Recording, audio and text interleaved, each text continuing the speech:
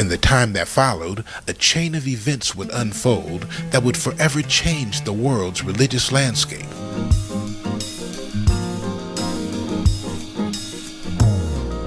African Americans began to rediscover their heritage around this time. In 1913, Noble Drew Ali established the Moorish Science Temple of America in Newark, New Jersey.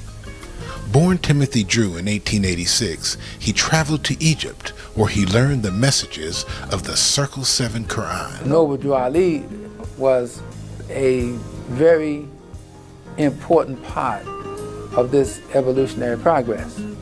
By 1928, Drew Ali had 15 temples with an active membership of over 100,000. He was the first to teach of Prophet Muhammad in the inner cities.